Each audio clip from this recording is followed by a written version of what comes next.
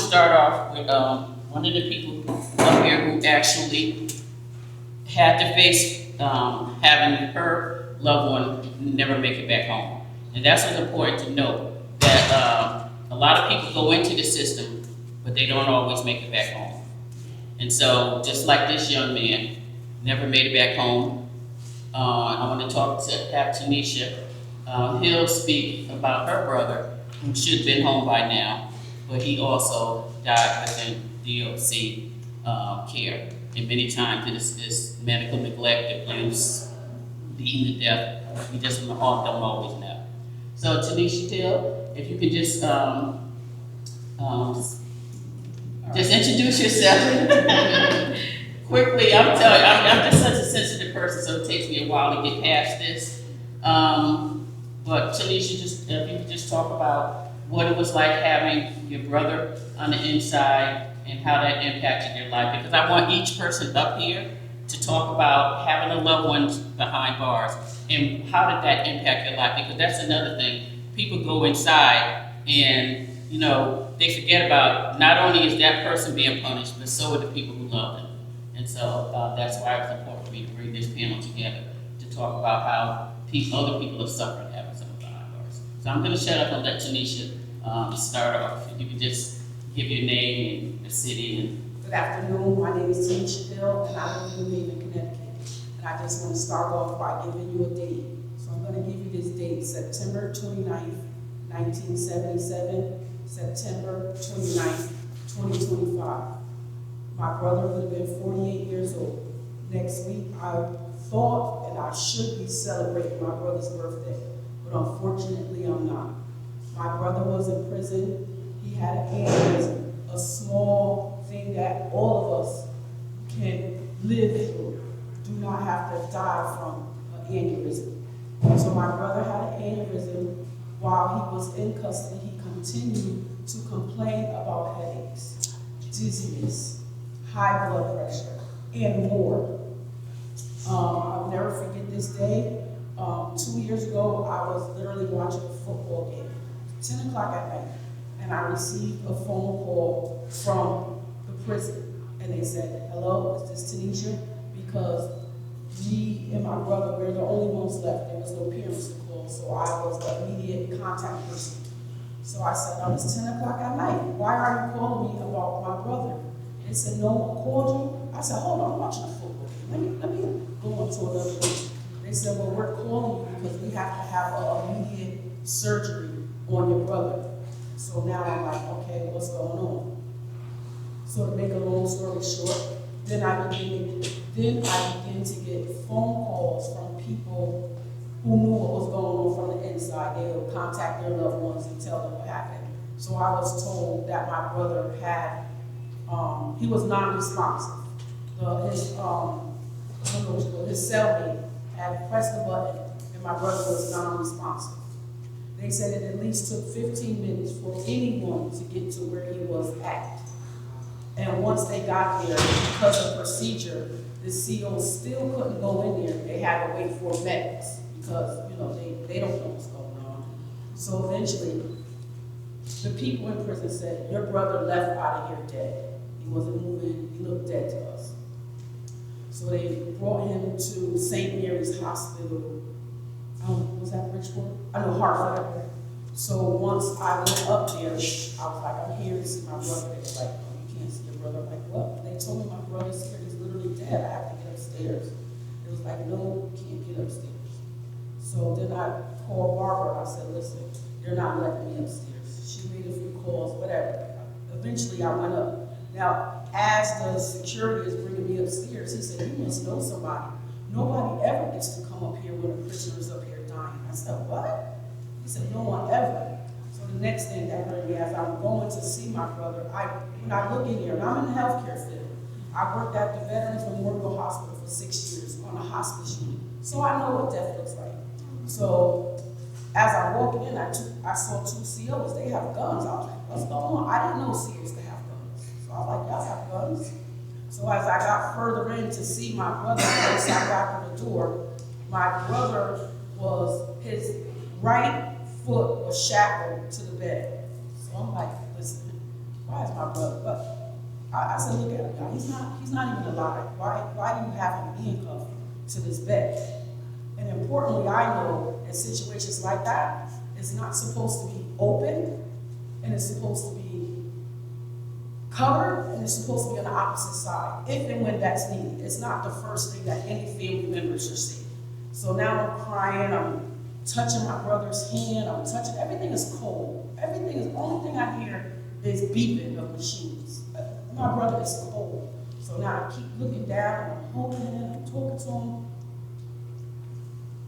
But what's getting me upset is just two things. My brother being handcuffed to the bed, as well as I'm going upstairs, this security guard told me no one ever gets to come up here. So now I'm sad because I'm like, Dad, no one should ever have to die alone. Like if I wasn't able to go up to them steps, my brother would have been by himself. So eventually I'm talking to doctors. Now one thing I learned is two different legals. I'm standing there with the doctor, he's going through everything. He's like, well, your brother had an appointment in May. I said, well, what happened? He said, I don't know. He said, so I called up to, he said, he's reading his notes. He said, I called the facility and I told him he has to come here in July. We really have to discuss some important things. And he said, and I also asked him to make sure they get his files from Yale Haven Hospital. So then he went further. He said, and when July came, when it was my brother's appointment, there was no documentation of anything. Once again, they canceled his appointment. So then he read, and he said, then he began to say little stuff as if someone messed up. Now let me go back a little bit too. So now when I get the call about my brother being shipped out, I call and I asked to speak to the warden. So I talked to the warden. The warden is blaming everything on the nurse. Well, I'm going to give you the nurse's number. So when I finally called the nurse, the first thing the nurse asked me, who told you this? I said, what are you talking about? Like, she wanted to know more than ever who told me. She said, well, I do have something to tell you, but I have to wait to the end of the shift. I said, what end of the shift? That was 10 at night. She said, I get off at 7. I said, 7 in the morning? I gotta wait 7 in the morning to hear something? She said, unfortunately, yes, that's our procedure. But she said, again, who told you? That was all she was concerned about, is how did I find out that my brother was at St. Mary's? And even when that nurse at St. Mary's came, she said, no one called you. I said, no. She said, wait a minute.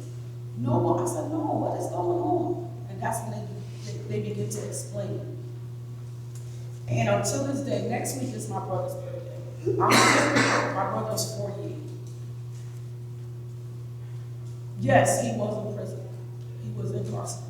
That's fine. But he shouldn't have to be punished twice. He was serving his time, and then they took his life. That's just too much for me. And today, next week, we are celebrating my brother, who would have been 48 years old, who just literally died because of missed appointments and other missed things of his medical history. Even when I finally talked to the nurse, they were saying about his blood pressure. And I used to talk to my brother. Every time I talked to him, he said, I got a headache. I said, what are you telling him? And he called me, she was like, Nisha, I don't know what kind of medicines they up here giving me. But even when I take it, he said, I feel even sicker. I said, well, what is the name? He said, they don't tell you the name. He said, I can't tell you what I'm taking. He said, I just go here. He said, but I feel worse when I take it. Nisha, I don't want to cut you off, but Oh, sorry. No, but I have one last question before you pass it by. After all of this going back and forth with DOC, did anyone ever call you and say, I'm sorry for your loss? Okay, in summary, when I finally did get a phone call, so I'm expecting for for them to say, sorry for your loss. My deepest condolences. They said nothing. What I got was literally $150,000 bill of what my brother owed. That's the only communication that I received from the correctional office, telling me the bill that my brother, which was deceased, what he owed. That's all. I've never received a sympathy card. I never received anything. The next thing I know, and it took them a while. Within 2 weeks, they just came, and my brother's stuff was in a box, and they sat on the porch. That's it. No sympathy card, no sorry for your loss, no anything. I just got over. I didn't even understand. I didn't know what it was, you guys, because it just had everything: doctor, pill, Band-Aid, all types of stuff. I'm like, what is this? And then at the bottom, and it just scared me. It just scared me. I hope, no, two things I hope. How my brother passed away, it never happens to anyone, and I hope no one ever has to die. My brother died alone. Thank you. May I ask you a question? Yes. Thank you for sharing your story as sad as it is. I worked in prisons for 20 years, and I volunteered in prisons for 20 years. And I'm a co-founder of the Connecticut Prison Hospice Program. And I'm wondering why, if your brother was sick, why he was transferred out and not given the opportunity for hospice care. No, he wasn't even transferred out there. He was transferred out because he was dead. Okay. He died in prison. He died in prison. Okay, so When he sometimes- said, It wasn't an expected death. it wasn't He could an have been expected treated. death. Yeah. But what I was told, they did not want to say that my brother was dead, so it wouldn't be in the prison's poll. They let him be pronounced dead at the hospital. But everyone that called me said he was dead. There was no movement, no nothing. They just rolled him out. Yeah, that's a phenomenon that they stopped actually doing after the second wave of the HIV epidemic. The HIV epidemic and incarcerated people, their numbers were way up. I worked at the ELH program for a number of years. And one of the things you're right, is that prisons don't want to report a death in their prison. Who wants what you call mortality, right? The higher the mortality rate, what do people say? Who read the newspaper? Oh, something really bad happened. No, there was this. No, there was that. But there's definitely prison hospice available to every single person incarcerated. And I made sure of that no one, no matter who you are, no matter what you've done in your life, everybody deserves to die with dignity. And not to die alone. Yes. So I've trained 300 other inmates who care for dying inmates, right in prison, right in the facility, right in the infirmary. They work hand in hand with nurses. It changes their lives. They're good people. They just have never been shown trust, love, lots of things. But thank you for your story. It's a very important one. Had you not been there, had you not had the tenacity to do what you did, you probably would have died alone, right? Yes. So congratulations on that part. But not everybody has resources. Yes. Right? Yes. Right? Yes. Thank you. Oh, another question? No, that was just a comment. No, next year. Just, are you saying? Oh, okay, sorry. So I want to pass the mic to Rahisha. You can give me a short synopsis, or at least for the people who you are. Okay. And your story. Okay, hi, my name is Rahisha Bivens. I live in West Haven, Connecticut, and I actually was on the board with Stop Solitary for 3 years. I got engaged in wanting to advocate for the rights of incarcerated people. My brother who has schizophrenia, severe PTSD, anxiety, depression, and many other mental health conditions was incarcerated in 2017. And I'm a licensed clinical social worker as well, and I just was astounded and appalled when I learned that the state of Connecticut's definition of providing people with mental illness care in prisons was locking them in a cell for 21 hours of the day. So very early on in my brother's incarceration, I started, calling organizations like NAMI, really reaching out to any organization I could find, only to really find that although the state of Connecticut says that we defer people with mental illness from prison, that it's really not true in reality, that it's really subjective. And you know, I just was appalled. And the story, you know, unfortunately my brother was reincarcerated last month, so I'm just trying to ground myself in this moment on where to even start the story, because this was completely unexpected. So where do you want me to go? So I'm not all over the place. No, just kind of like, just you can start there. He's Okay. reincarcerated. What Okay. has that been like? Yeah, it's, I mean, first of all, the first time that he was incarcerated, finding out that just in the general population, he was in the cell 21 hours out the day, not due to being punished for something, not because something happened, that literally Garner Correctional Newtown was housing the majority of population in their cell 21 hours out the day. It was appalling. And as I walked through that incarceration with him, because that's what you do as a loved one, as Tanisha spoke so eloquently too, there were times, you know, where I just couldn't sleep, you know, the days that I didn't hear from him and I was wondering if something happened. Thankfully, I was in constant touch with his social worker, so there were times where he just became more symptomatic and he would hear voices and he would think the COs were talking about him, and he ended up getting into a fight. I'm clear that he was hearing voices and hearing that, you know, his cellmate was trying to do something to him, and he got into a fight, protecting himself, but in response to voices, and they put him in solitary, you know, where, you know, he was stripped of his clothes and maced.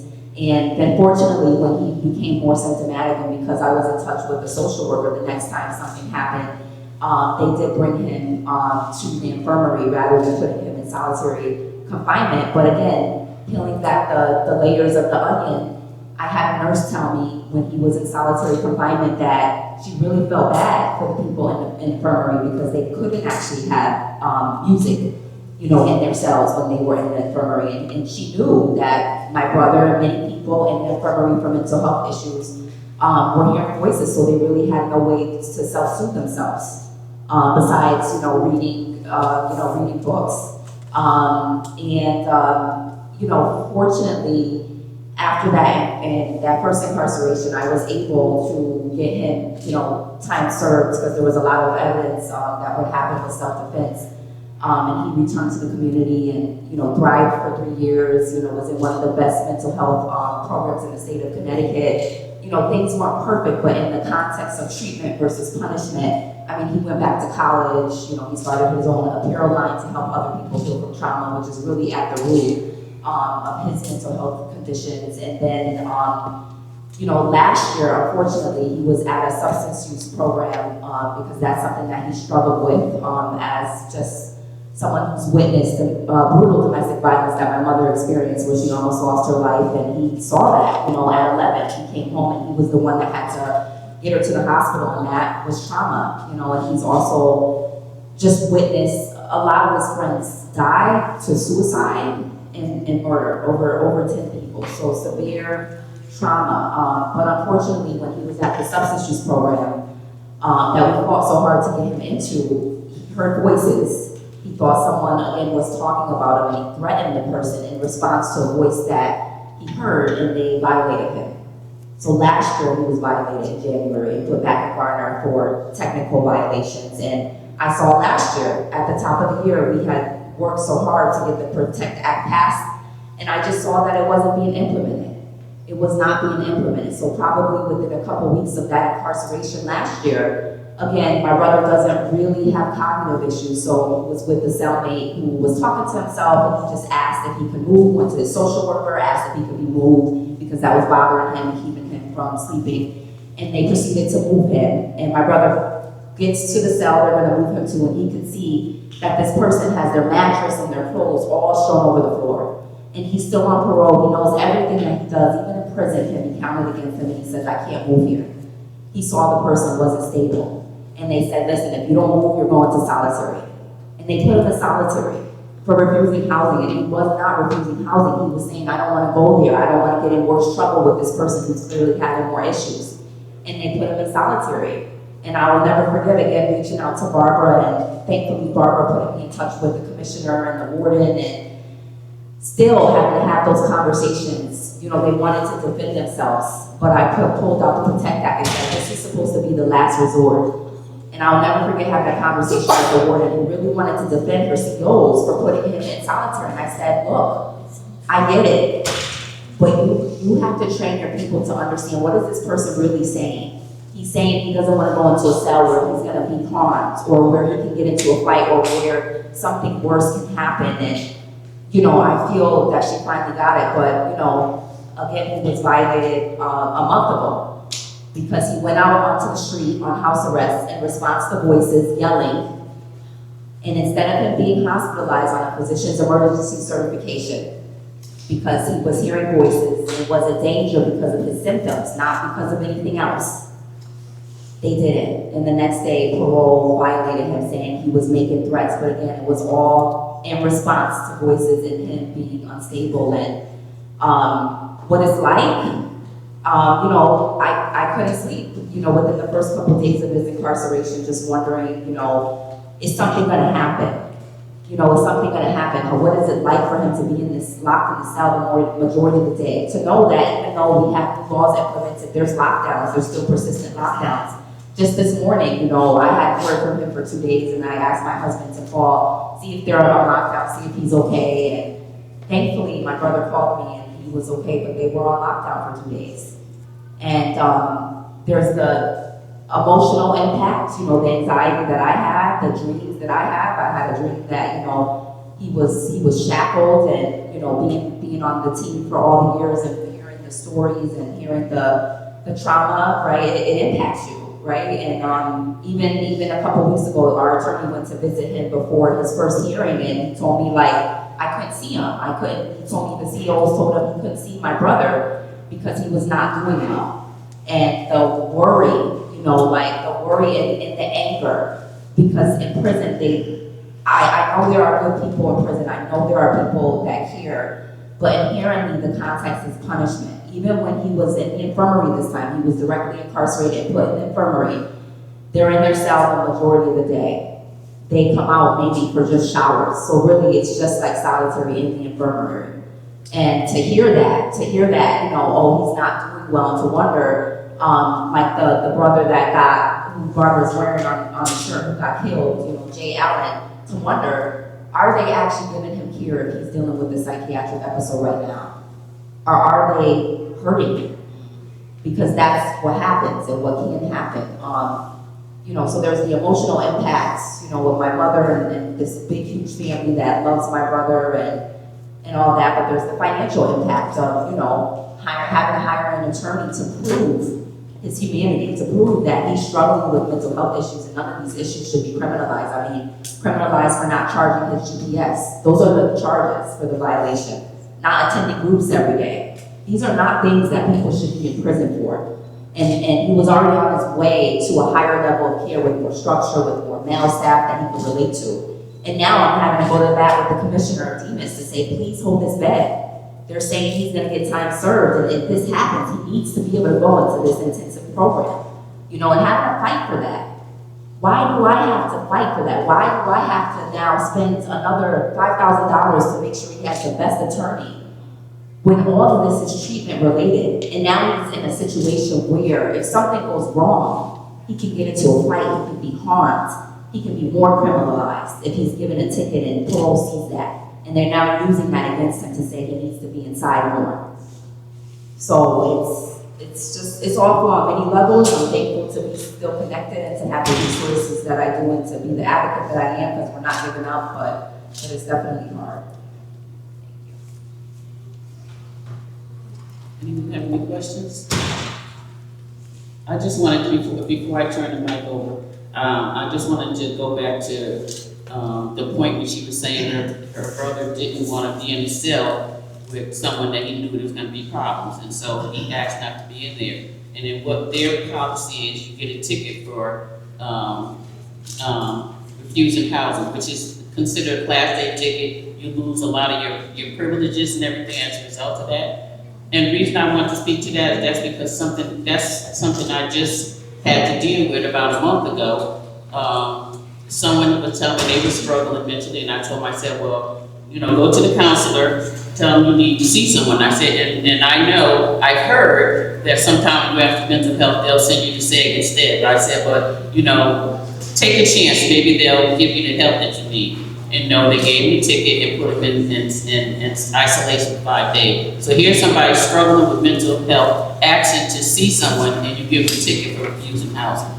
And so I called the commissioner and I sent him a copy, because I told him, I said, send me a copy of the ticket, because I couldn't believe that they actually see that he wanted help and sent him to isolation. Sure enough, the ticket said such and such, said he didn't feel safe, and so they gave him a ticket and put him in isolation. And so eventually, long story short, eventually I went to the commissioner and had him investigated, and they couldn't save him from isolation, but all the disciplinary tickets that followed that, they took that out of the system. He got his good days back, his good time back, he got his visits back, all the things that he would have lost as a result of saying, I don't feel safe, I need to see somebody, and this is their policy. And so I actually, they fixed it for me, but whenever they fix stuff for me, I always say, you know what, this is not just about me. This should be a system change. And I said the same thing when Tanisha went in and seen her brother. He's dead, and you got two COs in the room, and you have a shackle to the bed. And I said that kind of thing, nobody should have to go through that. I'm grateful that you fixed it for her, but nobody should. That's a policy change that need to happen. But like I said, until we get enough families to fight, it takes forever to make any changes. So that's why I'm continually encouraging families to get involved. Yes. Forgive my ignorance. Do they do any kind of health assessment when they enter the prison? Yes, They do. they do. And But that can be subjective too, because there's been people, and they've done research on it. A lot of the Black and brown people who come in may have mental health issues. Instead of saying it's mental health, they say it's a behavioral problem. I believe So they give them a low mental health score. So it's subjective. So I'm gonna pass this down to the end to Abraham Santiago, who can tell you from both aspects, someone who's actually been there himself and how that has impacted him, and how him being incarcerated has impacted his family. Thank you, Abraham. Thank you, everyone. I sort of teared up because I do a lot of advocacy work, but this is incredibly traumatizing. I spent 2 decades in prison. My family spent those 2 decades in prison with me. That's the truth. I think it was far more traumatizing for them than it was for me. By the time I went to prison, I was an adult already. My children were 6. When I came home, they were 25. And so they had to sustain the humiliation of always coming to see their father.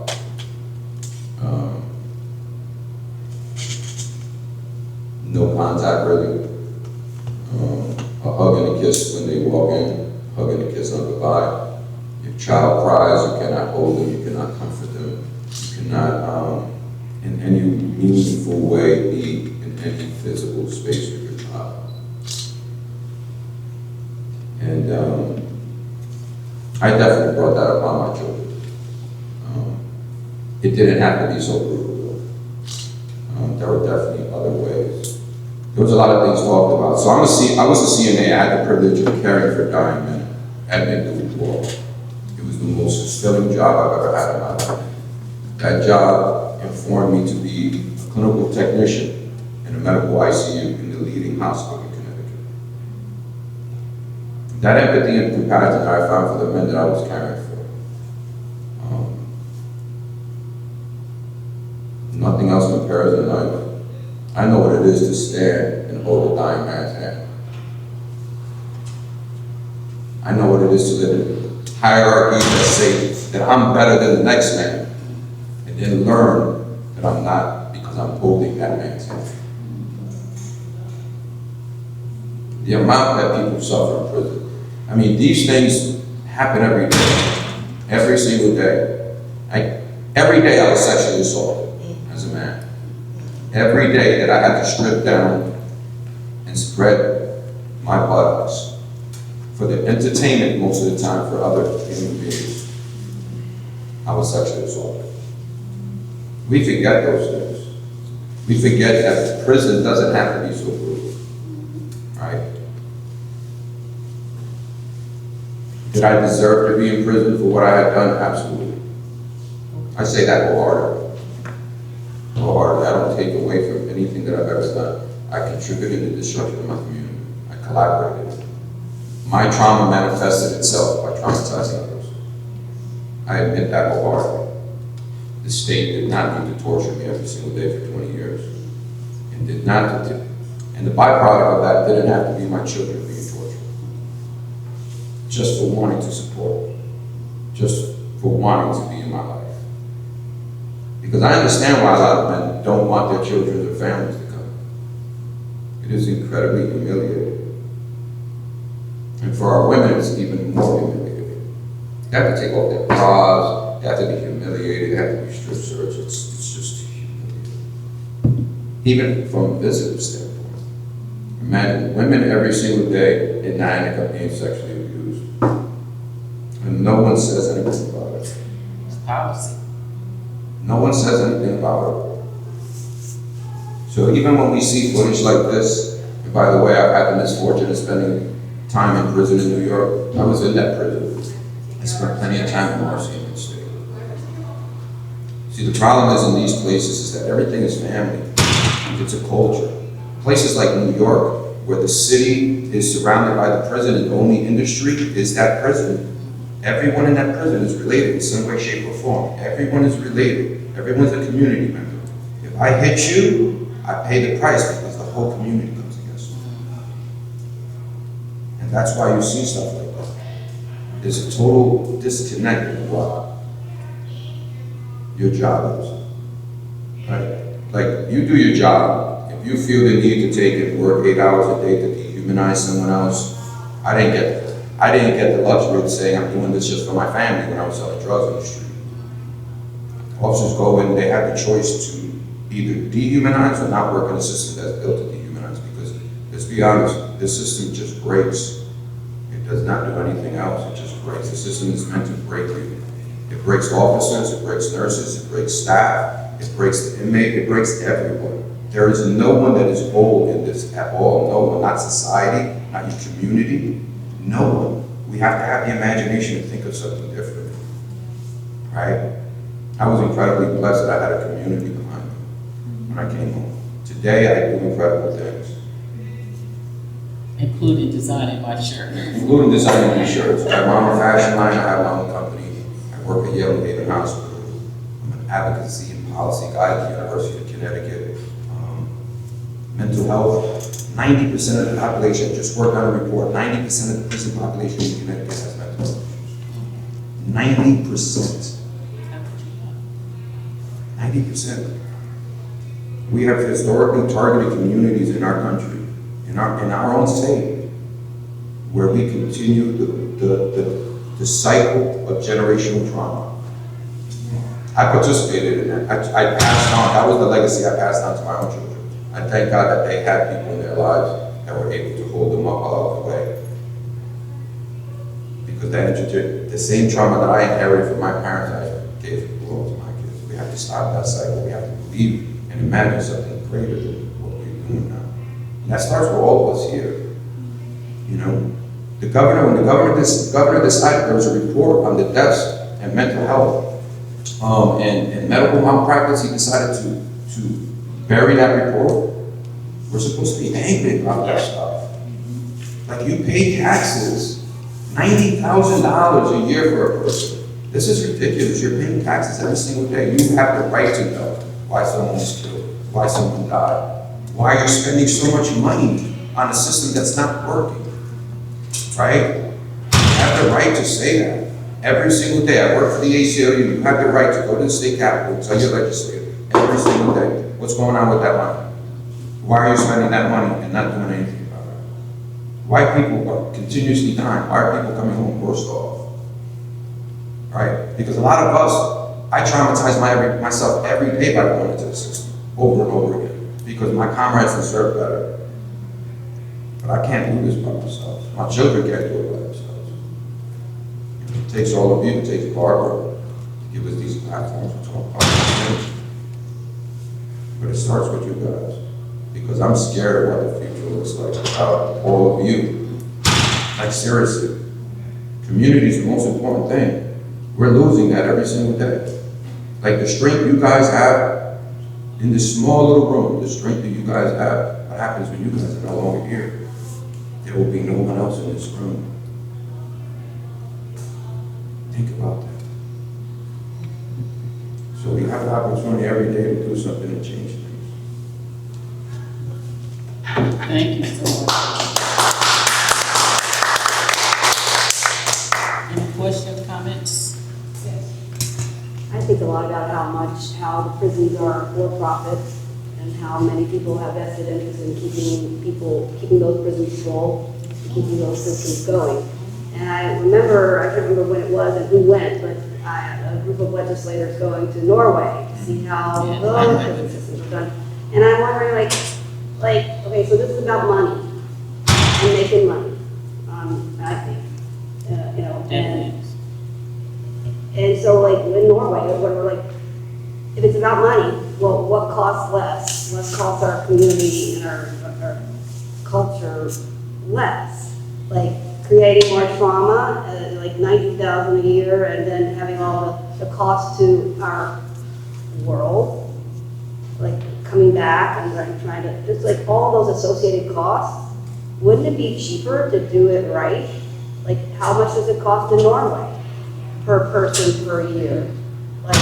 Wouldn't it be cheaper just to do the right thing? I mean, I know I'm a preschool teacher who's very naive, these common sense things, like when your brother was in bad shape, wouldn't it have made more sense? Wouldn't it have been better for him to have contact with you instead of being denied contact if he wasn't in great shape? Yeah. That's what? So punitive. That's ass backwards. The problem with the Nordic model, and I don't want to jump in big time, but since you mentioned it, the Nordic model works in Norway in these places because everyone looks alike. Yeah. I So went to when you look Norway, alike, and it's that very was, easy yeah. to take Even- and look even at your now. neighbor as someone who deserves some sort of empathy and compassion. Because he speaks the same language, he looks like you, looks like your son, looks like your cousin, looks like your uncle. Yeah. You know what I mean? So the Nordic model is great, it's beautiful. Actually, the institute that I work for spends a lot of time preaching about the Nordic model. My issue with the Nordic model as an abolitionist is that it will never work in this country. We are too divided as a people. We need to stop studying about it. We need to just give it up. We need to stop spending millions of dollars focusing on something that another country that is predominantly white, you know what I mean, that does not have the historical trauma that we have as far as race, and it's ridiculous. So I'm sorry, I had to say that because we spend a lot of time, and it's a beautiful model. It's a model because everyone looks alike. And so the intention is to make you whole upon exit. So everything, all the services that I am afforded in a democratically social country where medical, education, all these things are free, even as a prison, I'm entitled to those things. And so, but those things, even as Americans, we're not entitled to any of those things. Yeah, exactly. In no way, shape, or form. We're still fighting about free medical. You know what I mean? We're still fighting about these social policies that everyone should have. But we feel that we shouldn't have because we're being afraid. So those things work over there, they'll never work here. And like I said, I was one of the people who went to Norway, and their philosophy is, they don't separate incarcerated people from the community. You're still part of our community. You did something wrong, now we're gonna bring you in, but we're gonna make sure you come out better because you're gonna be my neighbor. And I've said the same thing to the people in Norway. That would not work here. Majority of people in Connecticut are white people. Many of them live way out in the suburbs. The majority of people in the prisons are black and brown. Nobody cares about them. They don't have to worry about them coming back to the community. So they don't have the same philosophy that Norway has. That, I want to make sure you're better because you're going to be my neighbor. Because many times we won't be their neighbor. Yeah. Thank you, and thank you for that. And so I want to end with Holly. If you can just say a little bit about yourself and how having a loved one behind bars impacts you. My name is Holly. I live in Maine.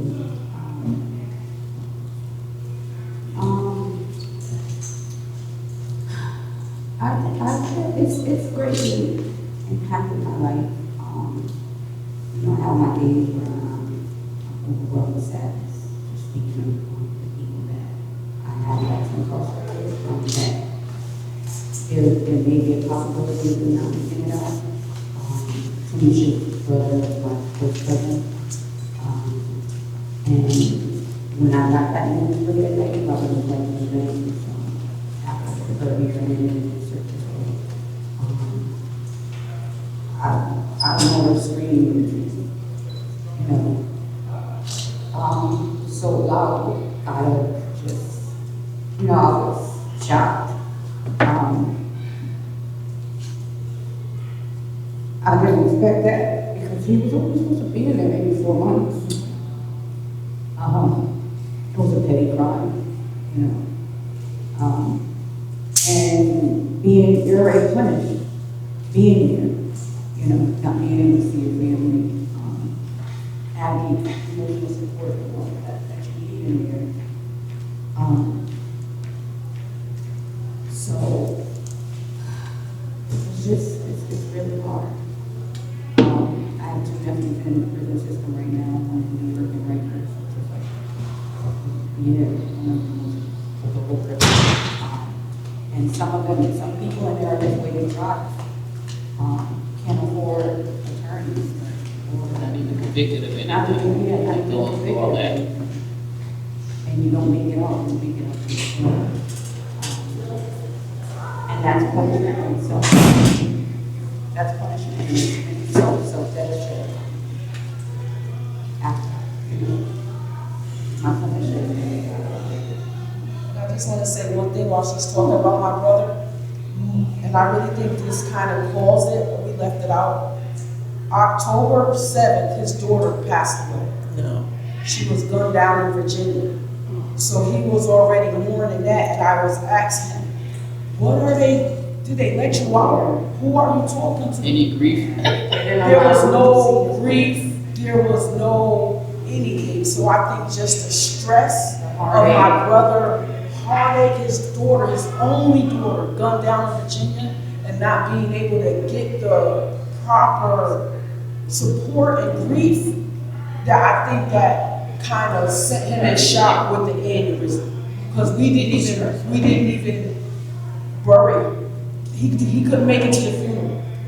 Right, so we're not saying that, I want to say this before I forget, we're not saying that people that commit crimes shouldn't be punished or have consequences. But when we're sticking to the community, this part, right? So, God is the creator of all, and we have to be sent back to Him. He is the person to judge, you know. There should never be judgment by COs or nurses and things. They're just there to, you know, do their jobs, but not murder someone because they want you to bend over for them to go into their animal. You know, just disrespect an animal. It's traumatizing. It's just very traumatizing. And it's something that we have to live with for, you know, for the rest of our lives. We deal with this daily. And until it's put out there for people to know what's going on, it's going to continue. You know, we need people that's caring, you know, to be out there and speaking up so that we can stop this. I got a little anxiety speaking about this, so I got a little choked up in my words.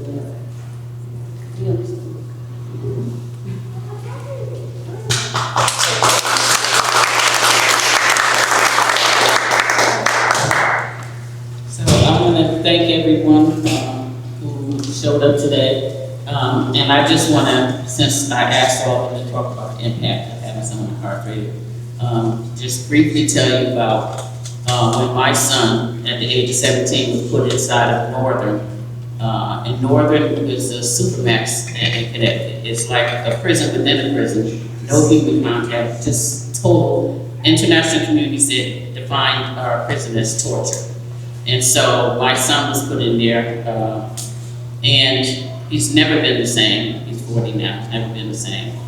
And I vowed, when I seen the damage that it did to my child, I said I vowed I was not gonna rest until that place was closed down, so that other people, that no other mother would have to go through what I went through, because how it impacted me knowing my son was in a place like that. The place is, they said it's the size of a parking space. You have your metal bed and your toilet, I guess, in there. But I remember me at home having panic attacks. The first time I ever experienced panic attack, I didn't even know what they were. But I developed panic attacks. I would get up in the middle of the night and go to the door, and open the door, but I thought I didn't have enough air in the room to breathe. I felt like I could hear my son crying out for me in my spirit. And so I went through depression and anxiety and panic attacks and crying, just all of this for that period of time he was in there. And he also was another one of those people who was in there who hadn't even been convicted of anything yet. That's pre-trial. And right now, over 40% of the people that are in Connecticut prisons are there pre-trial. They have not been convicted of anything. They're just there waiting because they can't make bail. So imagine they steal your whole life, because that's what I felt like they did with my son. My son went in 17. He was an entertainer. He writes music, all of that. He was, he was a 17-year-old, a kid. And he's never done any of that since then. They stole my son from me. And to think that they stole him before he even ever got convicted of something. We really have to care about who's in our prisons today. And until we can get enough people to care, this will continue. Like what happened to Robert Brooks, it's no shock to us. We know these things happen. But, some of the people out here probably never even heard of Robert Brooks. See, we know that this is part of what goes on in our life. So I want to thank you again, and I don't know if you had a question or... I just had a comment. Okay. Intergenerational incarceration. We don't do a good job of taking care of people in prisons, and we certainly do not do a better job when they get out of prison. That's part of this cycle, right? They're set up for failure. You can't find housing, you can't find a job, you can't find support. You're a CNA. Did you work as a CNA in McDougal? Yeah, so you were able to get paid, you were able to have somewhat of exposure to other dynamics in life. And how much did you get paid as a CNA? What was it, $3 a day or $3 I think it was like 70 cents or something. Yeah, 70 cents a day. We need to make a point of that. Yes, he did work for 7 cents an hour. Right. I should know because I wrote a story on Stat, so about my experience. If anyone wants to read it, but it's really interesting, and it says the exact amount that I was getting paid there. I can't remember right now. But it was again, he said cents. it's for COVID, so let's send him in there. We don't know about this, and he might be part of the experiment, he might Oh, I die. caught COVID almost died, Right. working as a CNA. Yeah, and mental health is a chronic, it's an epidemic everywhere. If we can't treat people on the outside, I consider prison to be a closed society, right? Like you said, everybody there is a community, right? But I also just wanted to say how brave you are for coming and talking about your experiences. This room is not packed with people, but you certainly went into my ears and everybody else here. And it's really good to see this because you need to empower people in prison when you're out of prison. Right? And all family members, if you're lucky enough to have them. Some people prefer, for example, they don't have family. They've been erased from family lives. Right. But thank you for the work that you do, and thank you for being here today. I really enjoyed this very much. It was a very difficult topic, but an important topic. Yes, thank you. And when I was thinking about the film, showing the film with Robert Brooks, I was talking to my daughter, I said, it's so traumatizing. I said, it's so disturbing. I mean, it sent me to tears. I said, should I let people see that. And then I said, I have to, because if they don't see it, they don't realize how serious it is inside. You know, there might be stories out there, but to actually see that this actually happens, and that's why I decided I was gonna do it. And it also induces a cyclic trauma. Yeah, Everything, you can get triggered by a lot of different things. yeah, And unfortunately, that's another outcome of incarceration. It's that family members, yeah, they get triggered, they're traumatized, and they just don't understand the system that doesn't make sense. yeah, And it doesn't. yeah. But I think it's very hard to fix. And I think now it's being privatized. So now that the money's involved, guess what? It gets worse. So, Well, we have to remember that we have a president with 33 felony convictions. exactly. Never has to look behind bars or figure out what goes on in there. So the system doesn't work the same for everybody. You think? There's structural racism in our society. Yeah. Social determinants of health dictate everything. I mean, if you're a black or brown person in society right now, you're more likely to be incarcerated. You're more likely to be unemployed. I mean, we're going in the wrong direction. You know, I mean, it just makes no sense. But I would think that part of incarceration should be that transitional part might be helpful. If there were programs that could pick you up where you drop off. Because if you're dropped off into something that you can't survive, you're going to go back to what put you in prison to begin. Come see my TED Talk, it's gonna be about reentry. Yeah. Yeah. And the thing about reentry, that I used to sit on a reentry group, and I got away from them because they talk about, they emphasize getting a job and getting housing and stuff. And I said, but what about them getting their humanity back first? Because they've been completely dehumanized. I think they need to get their humanity back first. They're definitely gonna have a lot of mental health problems that need to be worked on. So instead of parole or probation pushing you to get a job and housing, just restore your humanity first. And then maybe you'll have a chance of not going back again. But if not, you're a broken person and you're actually to do all these things. The sheer expectation that a halfway house, that's free, let's say you get out of prison, the sheer expectation that a woman or a man can pick up their life in 6 months Right. before their halfway house runs out and turn their lives around after incarceration. I couldn't pick up my life in 6 months and turn around and go and do something else. The expectations are not pragmatic, and that's why people end up reincarcerated. Yeah, and they know that. You But know? it's an industry now. Right, exactly. When I first started doing this work, there was one prison, but now it's an industry. Northern is a tough person. Yeah. It's a very tough person. But that Northern is shut down. Thank you. No, I don't want you to miss out. Okay, 73-year-old retired old lady lives in Beacon Falls. Nurse, midwife, what can I do? Truly, what can I do? I've heard Find out who your you, legislator is and get together with an advocacy group. Like my group, we do meetings every month. Hook up with somebody like that. We have Instagram page. Matter of fact, get from our brochure. Yeah. Because brochure, you have Instagram, we have web page, and we put everything up there that we're doing, so you can connect in that way. But it's real big is people that live far away from this, get in touch with your legislator and let your legislator know, I'm interested in doing something about this and push to get it done, that's all. But the brochure, you'll see our Instagram page, our web page on the back, the email, how to get in touch with me. We have an Oblast person now, which is not working right now, but hopefully eventually it will. Restore humanity first. That's our job. What does that look like? What would that look like?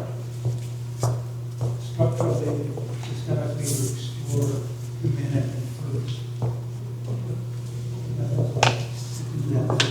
It may be, for me, I don't know, it may be, well, he actually had to get his restored, but I think of it as maybe having a support group who knows what you've been through, and then you know, just talking about the experience somehow.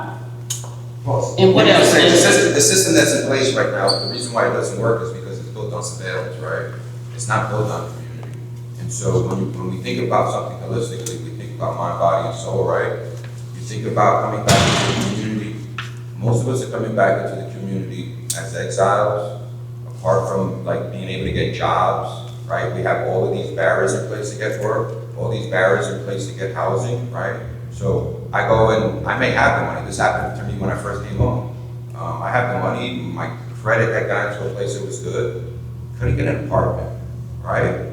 And so how do I deal within a community that really doesn't really want me or isn't acting like they want me, right? And so if it doesn't start from the community, like the community saying, these are our prodigal sons, these are our prodigal daughters, these are the people that are coming back into our community, we have to incorporate them somehow, somewhere. How does that, what does that look like? Taking housing out of my mind, right? Because if you know housing is an obstacle for me, then you take that totally out of the equation, right? You provide housing. That might sound utopian, right? But the fact is that Connecticut has a way to do all this. There is right now the Social Equity Council, and this is something I battle every day. Social Equity Council in Connecticut collects tax money that is generated from the sale of marijuana that's supposed to go back into communities that have been targeted by the war on drugs. But that money has not been funneled into the people who directly need it, right? That's funneled sometimes into nonprofits. Right now they have a slowdown in that money. But wouldn't it be great if someone came home and they had access to capital to take and get an apartment, right? To get a car, to get a telephone, to get these things that are really basic to the average person, right? And so instead of creating all of these obstacles that we create, all of these barriers, why don't we take those barriers away? Why don't we create freedom? What does freedom look like? When I first came home, parole told I took a lot of educational programming while I was away. Wrote a lot of advocacy and policy work. I came home, I was invited to be on the New England Commission on the Future of Higher Education in Prison. I was asked to take and help form this coalition that was going to build out what the infrastructure looked like for higher ed in prison in New England. The Department of Correction told me I could not participate. My parole officer told me I could not participate. Why? Because I was being invited to MIT, and that was out of state. I mean, think about that. The Department of Corrections, and a liaison from the governor's office was going to be sitting next to me every single day at that commission. And I was still not being trusted to do something. Wow. I had to get the mayor of New York. I was fortunate enough that while I was sent by parole to do all the structural stuff, that they wanted me to do all of these programs. Imagine this. They wanted me to do all of these programs that really wouldn't benefit me and were taking me away from the work that I was doing in the community for my comrades. That's structural stuff, but we can get away from that. And so I was fortunate enough in a meeting to meet the mayor of New Haven, and he said, in a room full of men, I always offer my telephone number, but no one takes it. And so of course, when he walked by, I said, excuse me, Mr. Mayor, can I have your telephone number? And so when I had this problem, when parole told me, you cannot attend this, no, it's never going to happen. Those are the exact words. You can forget about it, it's never going to happen. I said, okay, I'm gonna start calling around. I had met some people. I had people at Yale that really believed in my writing. I had people at UConn that believed in me. I had people in Washington. I said, but everyone doesn't have those connections, right? Those resources, right? And so I started making calls, and people started believing me. And so I had the mayor of New Haven and the state senator take and call parole and said, this guy has to go to this. What are you talking about? Like, this is ridiculous. But how many other men and women that's happened to? And then when it happened, when I was allowed to go, the thing was, don't tell anybody. You can't tell anybody. Because they didn't want me to say that hey, you can challenge some of this. Because this isn't policy. This isn't a law. This is just something that someone's imposing on us. So when we talk about reentry, what does reentry look like? Reentry is a total return to the community, right? Allowing your prodigal son to come back into the community and make his own amends in the community. I have a lot of amends to do. I have a lot of work to do. I need to give back to my community. I'm better as your neighbor because I'm giving back to this community. I want that same thing for all my comrades. I want all my comrades to be able to come home and have, everyone fails in life, right? Reentry, we have to get away from that word, reentry to what? I was never part of the main culture. Right. in order to re-enter something, you have to have been there already. I was never there. I never had a bank account. I didn't know what it was to pay taxes. I was in a subculture. I lived under a totally different economic system. We have to get away from this re-entry stuff. People are trying to enter this culture, enter this society. And so what do we do with people that come from other countries? And this is not a dig on anything. This is a proven thing. People come from other countries as refugees, and sometimes we have programs in place. We have housing, we have all of these things in place, right? We hear about it all the time. This is what the Republicans complain about. We're giving all of these things away to them. Some of these programs work. There's Iris outside. They do a phenomenal job helping immigrants, helping refugees. Why don't we see that in the Department of Corrections?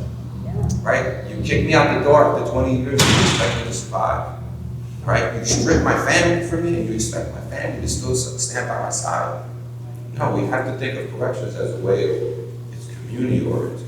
Right? So the community has to be involved. Everything has to start from the community.